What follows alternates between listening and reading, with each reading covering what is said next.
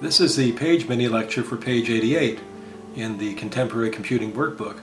On this page, I'm giving you just a little bit of an overview of the science behind the three different kinds of files that we're going to be processing using a computer. Let's consider sound first. Sound is air pressure waves that are created by some vibrating medium. My vocal cords in this case, or for the musical instruments it might be a vibrating string or a vibrating reed, or something else that's moving air molecules into a pressure pattern so that alternating pressure and less pressure hits your eardrum. And your eardrum converts this movement into vibrations that are sensed by little sensors in your ear and send a signal to your brain. Your brain assembles that into a recognizable sound. In the same way, light affects your eyes in a way that sends little signals to the brain. It's a little more complicated than with sound though, because our eyes have three different kinds of sensors in them, sensitive to red light and blue light and green light, although not equally sensitive to all those types of light. Your brain assembles the information about the proportions of red, green, and blue, and you then have a sensation of color. So our human eyes see a piece of the electromagnetic spectrum as the sensation of color. As one of the cartoon videos in this unit points out, by asking the question, does color really exist?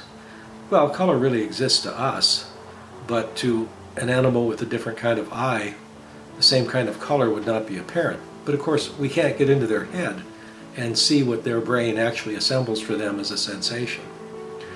The fact that we can see colors made up of red, green, and blue mixed in different proportions means that cameras can be constructed with light sensors that are sensitive in the same way. And if we record the intensity of each of those three components of light in a given spot, we can recreate the color at that spot, at least as far as a human would see it, by mixing red, green, and blue light in those same proportions.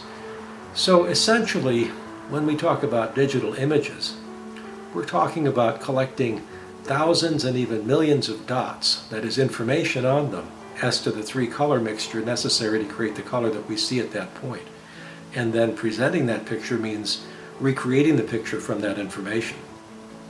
Since that information is stored in digital form, we can of course manipulate it using a computer and the appropriate software, which is exactly what we're going to be doing when we use a digital photo editor, such as the free GIMP product, which is downloadable and will work on both PCs and Macs, or other digital editors that you might already have, for example on a Mac with the photo booth and with other types of software available on the Mac for working with still pictures.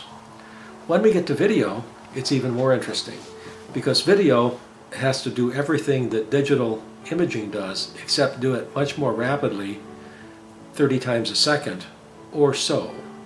Anything in the vicinity of 10 or 15 images per second could give the illusion of motion, but we need at least 24 frames a second, and now 30 frames a second with television compatibility. We need that number of different images per second hitting the eye so that the persistence of vision, that is, your cells don't recover from the image that's been focused on them all that rapidly. They take more than a 30th of a second to do that. So if we see images more rapidly than that changing, if they define smooth motion, we would see a motion picture. That was discovered some years after still photography was invented in the 1800s. We can also use the appropriate software, either iMovie or VideoPad or Windows Movie Maker on the appropriate PC or Mac, to manipulate all the information that's stored with captured video images and change all sorts of things, taking out segments, coupling segments together, that is video clips, applying a soundtrack, modifying the colors, putting in special effects of dissolving from one scene to another. It gets to be a lot of fun once you understand the video editor that you get comfortable with on the kind of machine that you have. That's a little bit of the science behind these three kinds of media files that we're going to be dealing with: sound, still digital images, and video images. Now, one of the uses made of these is computer games and animation. So we're going to take a look at that towards the end of this unit. I don't duplicate the coverage between the body of a unit and the projects. You do have to read all of the projects because even just the getting ready to do a project contains information that's not otherwise found in the unit.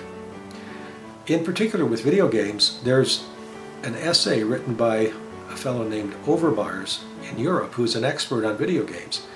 And his 17-page article is really very interesting. That's associated with the video games project.